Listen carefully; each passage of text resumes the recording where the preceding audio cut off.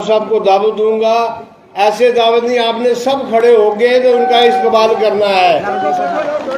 नारे तकबीर, नारे रिसालत, जनाब मीर साहब जिंदाबाद, भाई किसानी डॉक्टर वालों को बुला साहब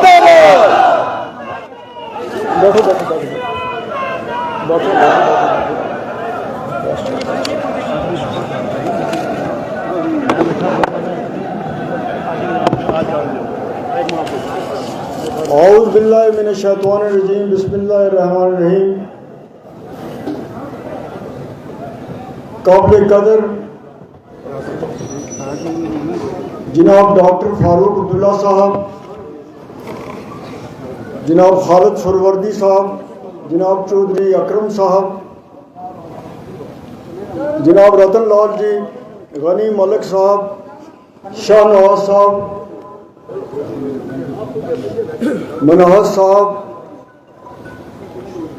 यहाँ पर आए हुए मेरे बुजुर्गों, भाइयों, बहनों, सबको मेरी तरफ से अस्सलाम वालेकुम। सबसे पहले मैं आप सबका शुक्रिया अदा करता हूँ कि इस गर्मी के बावजूद आप इतनी बड़ी तादाद में, इतनी मोहब्बत से, इतनी शौक से हमको मिलने के लिए, हमारा साथ देने के लिए यहाँ पर भी आए। और रास्ते में भी बहुत बड़ी तादाद लोगों की हर जगह जमा थी। इसका जितना भी शुक्रिया किया जाए वो कम है। ये आपकी मोहब्बत ही आपका वोट है और आपकी ये मोहब्बत देखकर हमारे हौसले बढ़ते हैं।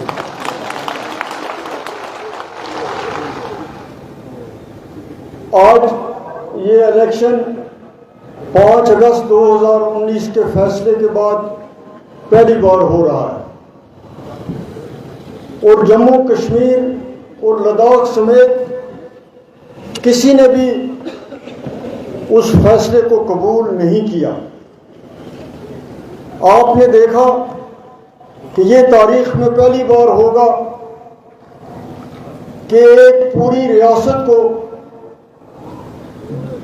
2 यूटीज में तकसीम किया गया, 2 यूटीज बनाई गई और न लद्दाख और करगिल के लोगों ने उस फैसले को तस्लीम किया, न जम्मू और कश्मीर के लोगों ने तस्लीम किया।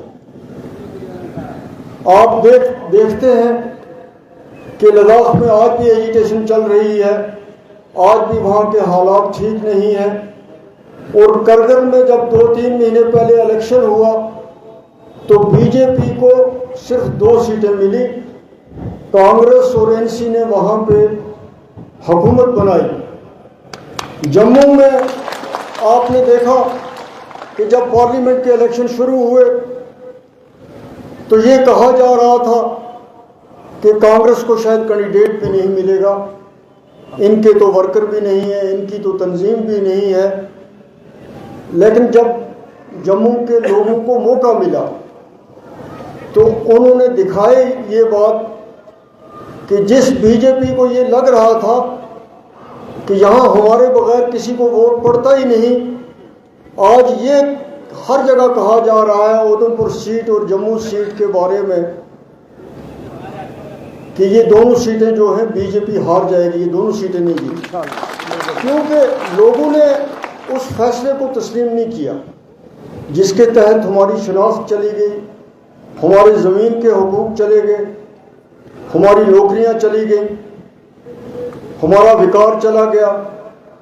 और पिछले 5 साल से आप देख रहे हैं कि यहाँ की हुकूमत सिर्फ कागजों पे है, अमली तौर पे कुछ नहीं हो रहा। और रजौरी और पुंछ जो हैं वो सबसे ज़्यादा इस बात के शिकार हैं। आप पुंछ से जम्मू से निकले, पुंछ तक सड़कों की इतनी बुरी हालत है, इतनी अबतर हालत है कि जितना वक्त हमें श्रीनगर से पीर की गली तक लगा उतना बफलियाज से सुरनकोट तक लगा। ये हालत है यहाँ सड़कों की। कोई एक सड़क भी जो है वो चलने के काबिल नहीं है। वो नाम की हाईवेज हैं लेकिन उन पे आप पिछले 5 साल से देख रहे हैं कि बनाने का कोई काम नहीं है, उखेड़ने का काम है। कोशिश ये है कि किस तरीके से इनको तबाह किया जाए। आपका कोई टीचर नहीं लग रहा है, आपका कोई जूनियर असिस्टेंट नहीं लग रहा है, आपका कोई कांस्टेबल नहीं लग रहा है। अब तो ये हाल हो गई है कि रोज़ाना की जो मजदूरी मिलती थी, यूमिया मजदूरी मिलती थी, अब वो भी नहीं मिलती है। पहले आदमी गांव से निकलता था, उसको ब्लॉक का काम मिलता था, PWD का काम मिलता था, PHE का काम मिलता था। आप लोगों पे तो अल्लाह ताला का फजल है कि आप बहुत बड़ी तादाद में सऊदी अरब और दूसरे मुल्कों में जाते हैं। अगर वो आपके रिसोर्सेज ना हो, वो आपका ज़राए माश ना हो, वो आपका आमदनी का ज़रिया ना हो, आपके पास तो यहाँ कुछ है ही नहीं है। यहाँ तो ना कभी कोई कारखाना लगा, ना यहाँ कभी कोई टूरिज़्म का हुआ, ना यहाँ पे कोई रेलवे का हुआ, यहाँ तो कुछ भी नहीं हुआ रजौरी पुंछ में। और आज ज़्यादा अबतर हालत है इस इलाके की, इस खिते की। कोई एक चीज़ भी यहाँ इंटीरियर रोड हो, पानी की बात हो, अस्पताल की बात हो, तो कोई नई चीज़ 5 साल पिछले में आपने नहीं देखी है। और हम ये भी नहीं कह सकते कि हमने अभी आप लोगों के साथ इंसाफ किया है। हमसे भी आपके साथ ज्यादतियाँ हुई हैं, हमने भी आपको निगलेक्ट किया है, लेकिन उसके बावजूद हम ये आपसे वादा करते हैं कि माजी की चीज़ें नहीं दोहराई जाएंगी और हमें जब भी मौका मिला तो आपकी तरक्की सबसे ज़्यादा हमारी प्रायोरिटी होगी। मैं अगर यहाँ से MP बन जाता हूँ तो आप ये समझिए कि सुरनकोट का हर आदमी MP है, वो चाहे किसी भी ज़ात का है, किसी भी बरादरी का है, किसी भी मज़हब का है, क्योंकि सुरनकोट वालों के पास मेरे आने की ज़रूरत ही नहीं है। मैं ना भी आता तो तब भी आप मुझे वोट दे देते। लेकिन मैंने ये कहा कि कोई आपको ये ताना ना मारे कि वो नहीं आया, मैं तो सुरनकोट वालों का बच्चा हूँ, तो यहाँ मुझे हर मजहब के आदमी से, हर बरादरी के आदमी से, छोटे से बड़े, हर एक से मुझे ये उम्मीद है कि मैं उसके वोट को अपना वोट समझता हूँ। और आप लोगों के साथ, रजौरी पुंछ वालों के साथ, ख़ास तौर पे सुरनकोट वालों के साथ मेरा ये रिश्ता जो है ये चौथी पीढ़ी में चल रहा है, चौथी पुश्त में चल रहा है। और अल्लाह ताला का फजल है कि इसमें रोज़ बरोज़ ये बढ़ रहा है, ये कमज़ोर नहीं हो रहा है। और मेरे परदादा ने, मेरे दादा ने, मेरे बाप ने, चाहे आपकी रूहानी खिदमत की हो, समाजी खिदमत की हो, अदबी खिदमत की हो, सियासी खिदमत की हो, वो बगैर रंग व नस्ल या मज़हब के की है, हर एक की है। गरीब की है, बेकस की है, परेशान की है। और मेरा भी आज तक यही मिशन रहा है जो मेरी कामयाबी का सबब भी बना है कि मैंने भी हमेशा गरीब की मदद की है, यतीम की मदद की है, बेकस की है, बेसहारा की है, बेरोज़गार की है। तो यहाँ हर एक तबके के लोग रहते हैं और हर एक की हालत कमज़ोर है। कोई ये नहीं कह सकता कि कोई पूरे तरीके से खुशहाल है। सबकी अपनी अपनी मुश्किलात हैं। OBC की बात हो, शेड्यूल्ड कास्ट की बात हो, शेड्यूल्ड ट्राइब की बात हो, तो हर एक आदमी हो, जिस भी मज़हब के रहने वाले हों, उनके भी मसले हैं, उनकी भी परेशानियां हैं। आपने 47 की जंग देखी, आपने 65 की जंग देखी, आपने 1971-72 की जंग देखी। तो आपके साथ उन मुश्किल वक्त में मेरे वालिद साहब थे, मेरे दादा साहब थे, वो आपके साथ हमेशा खड़े रहे। और मेरी भी हमेशा ये कोशिश होगी कि मैं आपके साथ हर वक्त खड़ा रहूं। मैं इससे ज़्यादा लंबी चौड़ी तकरीर नहीं करूंगा। बहुत बहुत शुक्रिया। अब क्योंकि वक्त कम है, मेरे भाई मुमताज़ गुजार ने बोलना था और लोगों ने बोलना था, बगैर ताखीर के डॉक्टर फारूक साहब माइक वहाँ ले जाना। माइक आ जाएगा, दूसरा माइक दे दो, दूसरा एक माइक नहीं खाली आ रहा मैं थोड़े हम कई ताल में कोई और निकाल देगा।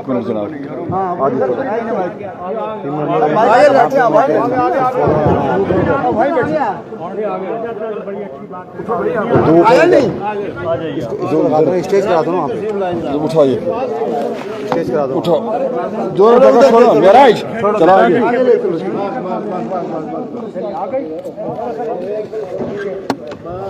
ये नहीं चलता, ये देंगे, यही चलो उनका आएगा भैया, एक मिनट आप पीछे रहो, पीछे रहो ना, मैं पीछे मीडिया वाले आप इधर मैं बात कर ये इलेक्शन जो इस गर्मी में है, थोड़ा साइड हो जाओ यार, इस तरफ हम सबके लिए एक इम्तिहान का वक्त है। वो बैठ जाओ, 2 मिनट बैठ जाओ भाई, बैठ जाओ, बैठ के लो। वो देख लीजिए,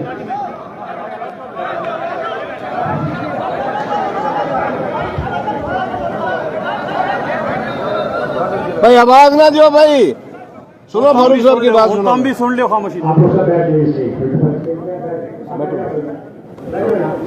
बैठ जाओ नीचे। मैं बैठ जाता हूँ, मुझे आगे मैं बैठ जाता हूँ, मैं इधर बैठ जाऊँगा। बैठने दो दिन आप लोग इधर लोग भी जरा बैठ जाइए, यहाँ बहुत जगह है, नहीं आ रहा। चलो जी आगे हम बैठ जाते हैं, आराम से बैठ जाइए,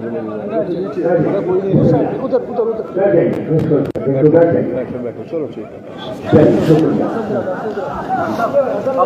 ठीक है, कोई गलती नहीं। मैं सुनो भाई, यहाँ आया, वह इतना बड़ा दशा मैंने जिंदगी में नहीं देखा। ये दिखाता है कि इत्तेहाद और इत्तेफाक में कितनी ताकत है। आज हम कांग्रेस और नेशनल काउंसिल लड़ नहीं रहे, एक दूसरे के खिलाफ इकट्ठे वतन को बचाने की कोशिश कर रहे हैं। ये वतन बचे, हम इसमें इज्जत से रह सकें, वो हम कोशिश कर रहे हैं। ये जो हुकूमत दिल्ली में है, ये आईन को तब्दील करना चाहती है, ये राजा बनाना चाहती है, खिदमतगार नहीं बनाना चाहती। ये उसको लाना चाहती है जो समझता अपने आप को जैसे फिरौन था कि मैं ही मैं हूं, मेरे बगैर कुछ नहीं है। उसके बयान देखिए, कहता है मुसलमान जो हैं वो बाहर के, वो यहाँ इस वतन के नहीं। दूसरी बात क्या है,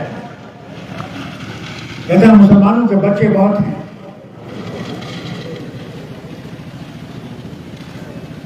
ये एक दिन हिंदुस्तान पे काबू होंगे, अरे भाई हम 22 करोड़ हैं, बाकी तो सब लोग दूसरे मजहब के, 22 करोड़ से तुम इनको डराना चाहते हो। और फिर क्या कहता है, अगर तुम्हारे पास हिंदुओं को खासकर डराने के लिए, अगर तुम्हारे पास 2 मकान होंगे तो एक मकान हम मुसलमानों को देना पड़ेगा, ये दे देंगे जो आएगी हुकूमत, वो इनको देगी। अगर आपके घर में 2 भैंसें होंगी तो एक भैंस उठा के वो देगी। और शर्मनाक बात जो और कहते हैं कि जो हिंदू औरतें होती हैं, शादीशुदा जब होती है तो उनको मंगलसूत्र होता है लगा हुआ, ये शादीशुदा है। कहता है ये मंगलसूत्र तुम्हारा ले जाएंगे, इसका सोना गलाएंगे और उसकी जो रकम आएगी वो मुसलमानों को देंगे। मोदी जी, हम किसी का हक नहीं चाहते हैं, हम चाहते हैं कि जो हमारा हक है वो हमें मिले, और कुछ नहीं, हमें कोई और की मेहरबानी नहीं नहीं।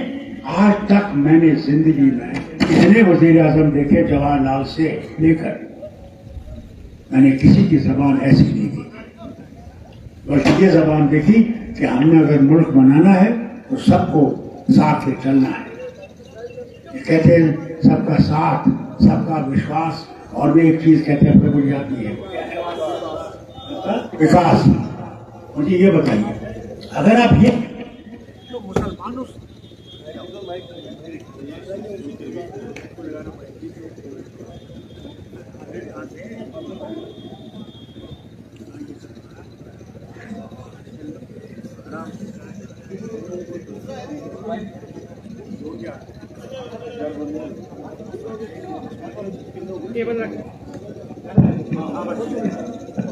नहीं, मैं जानता हूँ, पकड़। मैंने ये आवाज आज तक कभी नहीं सुनी किसी वजीर आज़म से, बल्कि जोड़ने की बात सुनी, तोड़ने की बात नहीं सुनी। भाई लोगों, हम अभी भी बहुत पसमानदा है, गुर्बत में पड़े हुए हैं। कल मेरे घर में एक बच्चा आया, इतना खूबसूरत, 18-19 साल का होगा, और जब मैंने उसे देखा वो दवाइयों का शिकार था। जो आजकल हमारे बच्चे, क्योंकि उनके लिए नौकरियां कहीं नहीं, कोई जगह नहीं जहां वो अपना कमाल दिखा सके, वो बच्चा भी दवाइयों का शिकार हुआ है। कितने होंगे ऐसे बच्चे, कितने ऐसी बच्चियां होंगी हमारी रियासत में जो दवाई के शिकार हो गए। बल्कि वो चीजें हुई हैं जहां मां से पैसा लेने के लिए मां ने पैसा नहीं दिया, मां को मार डाला। अनंतनाग में हुआ जहां बाप को मार डाला। कहां पहुंच गए हम? यह हालत है। और फिर कहते हैं हम ये भी दे देंगे, वो भी दे देंगे। कल इनके होम मिनिस्टर साहब हमारे तशरीफ लाए थे कश्मीर, बड़े बड़े तुर्रे बांध के कुछ लोग गए थे वहां, उनको खास बुलाया गया था। उनके साथ वो दूसरी जमातों के लीडर भी थे। कोशिश इनकी होगी, मैं आपसे कहता हूं कि हमने ग्राडे डालें, पहाड़ी एक, गुजर है। क्या पहाड़ी और गुजर में फर्क है? घर भी वैसा ही, सब कुछ वैसा। तो फिर नफरतें डालने की क्या जरूरत?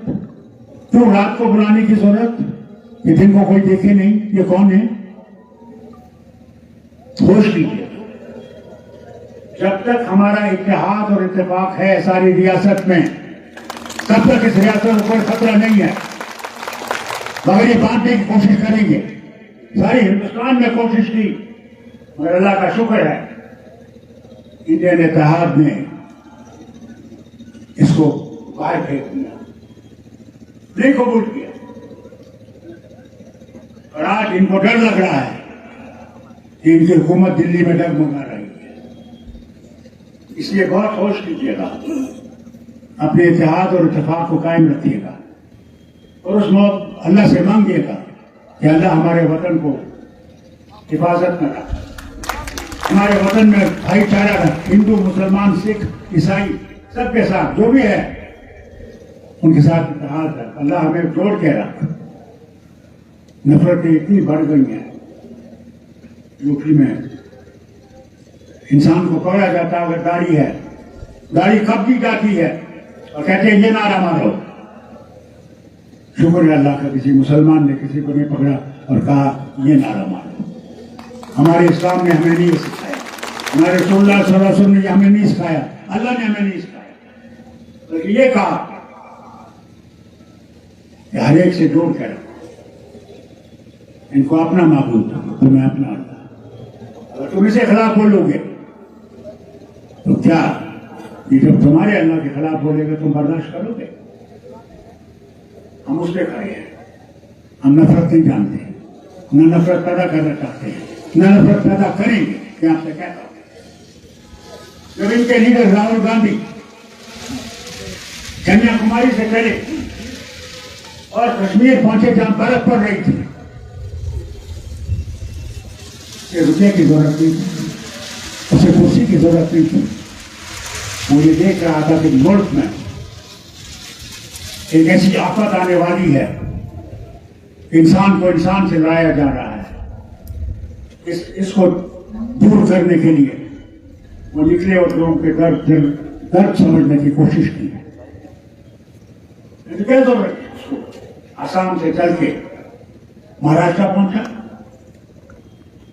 दर्द समझने के लिए। आपका दर्द क्या है? अल्लाह करे दिल्ली में हुकूमत आए जो इन दर्दों का इलाज कर सके। बहुत दर्द, बहुत तकलीफ है, मैं बयान नहीं कर सकता, कहीं इंसाफ नहीं मिल सकता। नमाज पढ़ते हो तो डंडा मारा जाता है। ये वो हिंदुस्तान नहीं है जो गांधी का हिंदुस्तान था, जिसके साथ हमने इलाहा किया था। उस हिंदुस्तान में नफरत नहीं थी, उस हिंदुस्तान में नफरत को दबाने की कोशिश की थी जो 47 में पैदा की, जब हिंदुस्तान के 2 टुकड़े अंग्रेजों ने किए। अल्लाह करे कि ये दूरी जो लोगों में पैदा की जा रही है ये खत्म हो जाए और हम इससे निकले। ये क्या नहीं कहा, ये पाकिस्तानी भी है, ये खालिस्तानी भी है, ये अमेरिका का एजेंट भी है। क्यों? मैंने कहा भाई लड़ाई से आप कुछ नहीं हो सकता, लड़ाइयां छोड़ दो। खुद वज़ीर आज़म ने कहा अब लड़ाई का मौका नहीं है, बातचीत का मौका है। मैं क्या कहता हूं, बात क्यों नहीं करते? जब लोग चीन से बात करते हैं तो हमारे 2000 कनाल जमीन पे काबिज है, 19 और 20 दफा हमने से बात की। ये जो वतन हमारे करीब है, लाइन के कंट्रोल है, इनसे बात क्यों नहीं करते? खासी बात निकलेगी ना। इन वाजपेयी ने बात की, मनमोहन सिंह ने बात की, राजीव गांधी गया था पार, वहां बात की, इसलिए कि किसी तरह से हाल निकले और हम इस मुसीबत से निकले। कितनी मुसीबत है आपको, हर कोने पे फौजी खड़ा है, हर कोने पे आपको खड़ा कर देता है। कार दिखाओ, पढ़ा लिखा भी नहीं है, कभी यूं मोड़ता कभी यूं मोड़ता है। हैरानी है, हम यहां के बंदे हैं, हम यहां के शहरी हैं, और फिर हम बेजूम बताओ तुम यहां तो जाने हो। लानत है उन लोगों पे जो इस चीज को करते हैं। इससे नफरतें पैदा होती हैं, मोहब्बतें पैदा नहीं होती हैं। जब वजीर आजम ने हम लोग को बुलाया, वो कोविड की बीमारी थी, मैं इसमें मुब्तला था, अभी निकला था उससे, मैं घबरा गया, मैं नहीं जा सकूंगा। इन्हें नहीं, आपको जाना पड़ेगा, आपको आना पड़ेगा। पहुंचा, मैंने पहली बात क्या उनके सामने रखी, मैंने कहा वजीर आजम आपको हम पे एतबार नहीं, हमको आप पे एतबार। पहले वो एतबार कायम कीजिए जिससे लोग ये समझे कि आप हमसे दिल से मोहब्बत करते हैं, हमारी जमीन से मोहब्बत नहीं करते, लोगों से मोहब्बत करते। उन्होंने कहा बिल्कुल सही है, दिल्ली की दूरी है और दिल की दूरी हम इसको ठीक करेंगे, बताइए कैसे करेंगे। मैंने कहा हमारे बच्चे बेगुनाह अपने अंदर रखे हैं, उनको छोड़ दीजिए।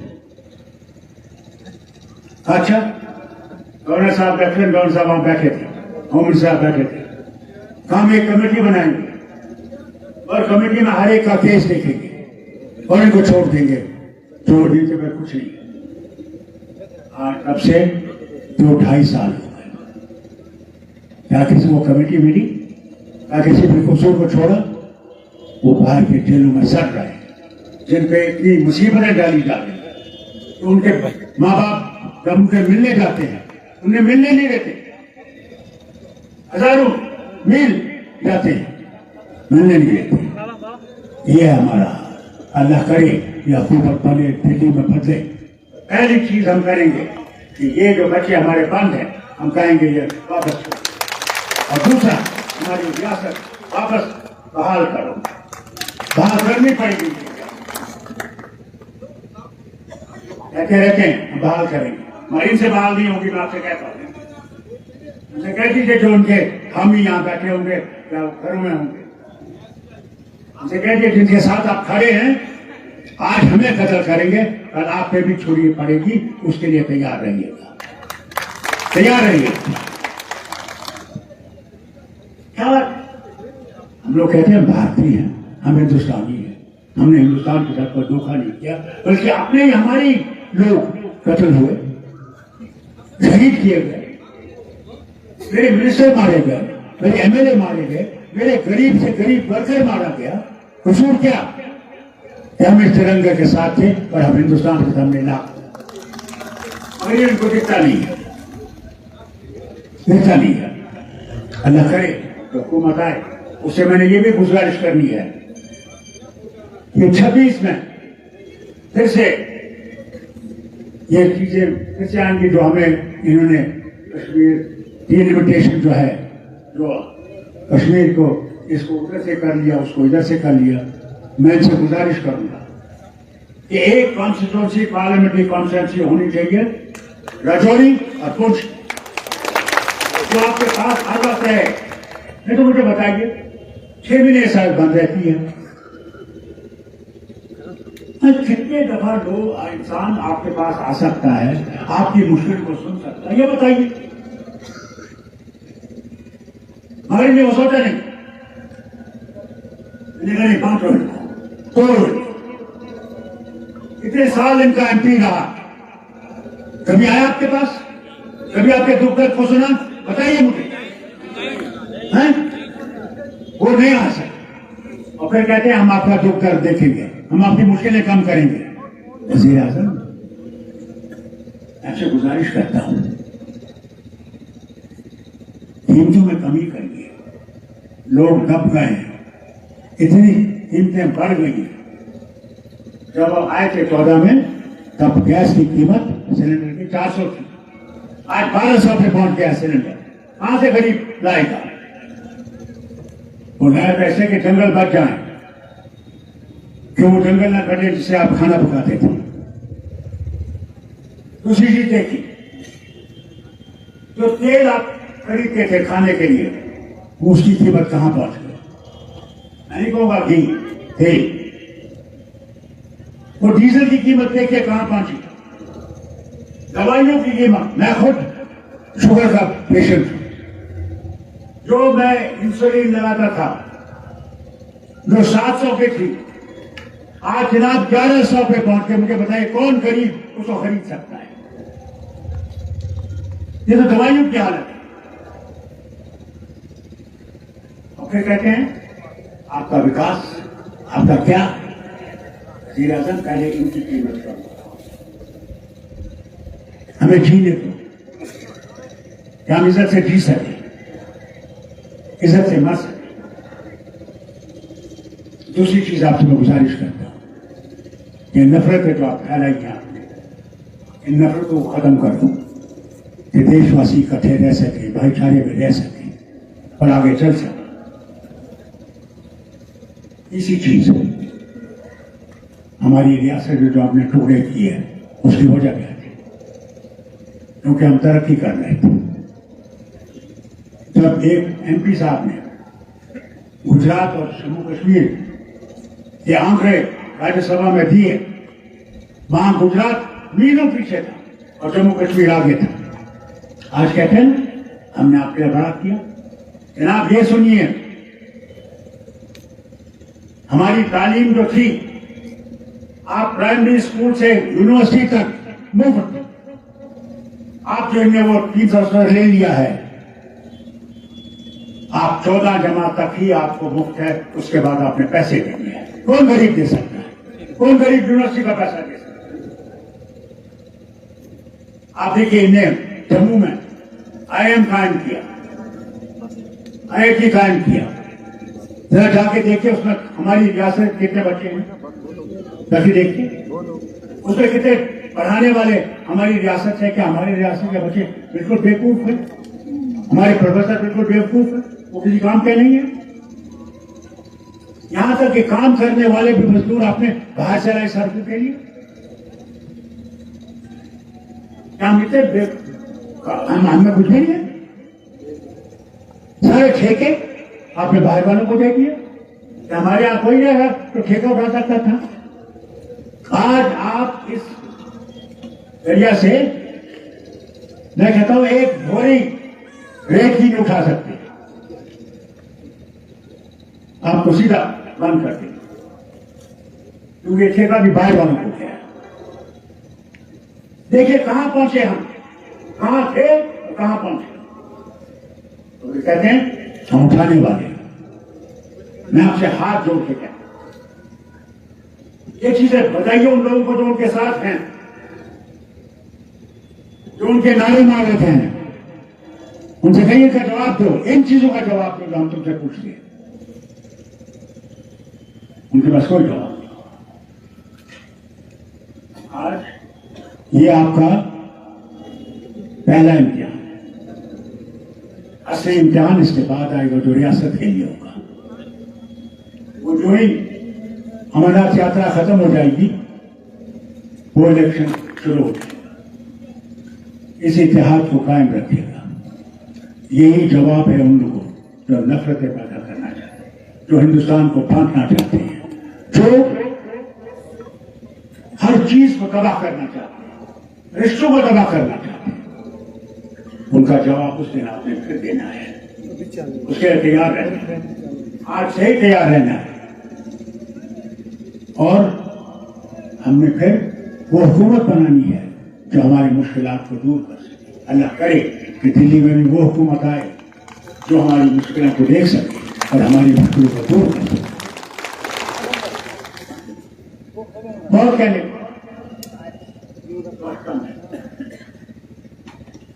मुझे पहुंचना है, मगर मैं आप सब आपके लीडरों का, आप सब भाइयों का मशहूर हूं कि आप तशरीफ लाए।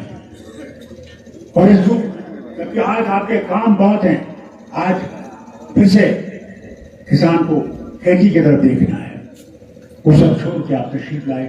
मैं तहे दिल से आपका शुक्रिया करता हूं। मगर याद रखिए हमने नफरतें कायम नहीं करनी है, हमने मोहब्बतें कायम करनी है। और लीडरों से भी कहता हूं अपनी मोहब्बतें कायम कीजिए, नफरतें मत कीजिए। उनका मुकाबला सख्त है। कभी मत समझिएगा कि दुश्मन कमजोर है। दुश्मन करेगा, हर वे इस्तेमाल करेगा। और खासकर मैं आपको इस मशीन के बारे में कहना चाहता हूं, ये सुनिए। बैठो भाई बैठो। कई लोग हैं आप में से जिन्होंने कभी वोट नहीं दिया, उनसे गुजारिश करता हूं उनके घर वालों से आप जरूर बोलिएगा कि जब आप वोट डालने जाएं, पहले मैं लीडरों से कहूंगा ये देखिएगा इनके पास सही कागज हैं या नहीं है, कि वोटर हैं या नहीं है, इनका नाम सही है। और फिर जब वहां जाएंगे तो आप इनको दिखाएंगे अपना वोटर कार्ड, वो आदमी चेक करेगा कि आपका वोटर कार्ड सही है या नहीं है।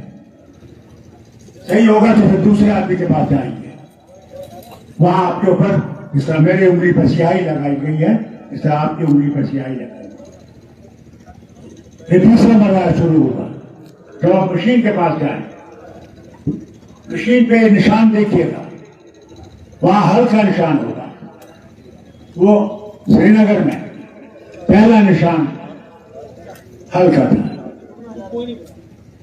कल 20 तारीख अनंतनाग का जो इलेक्शन होने वाला है, तो बारामूला का, उसमें वो दूसरे नंबर पे है और यहां पे जो है वो तीसरे नंबर पे है।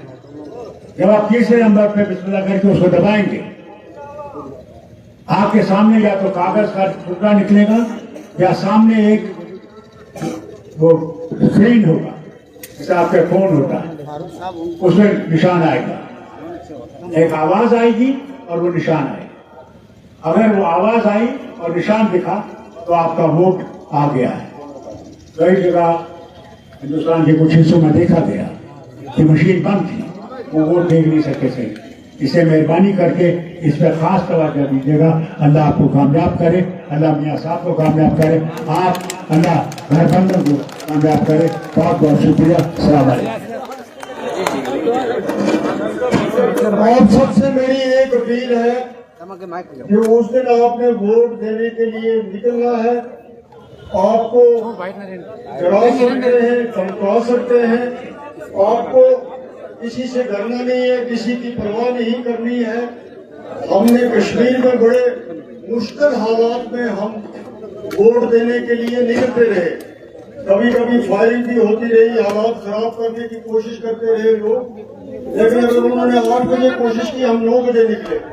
तो आपने भी निकलना है, किसी चीज से परेशान नहीं होना है, घबराना नहीं है। तो वोट देने के लिए निकलना है। उसी वोट देने का जो मामला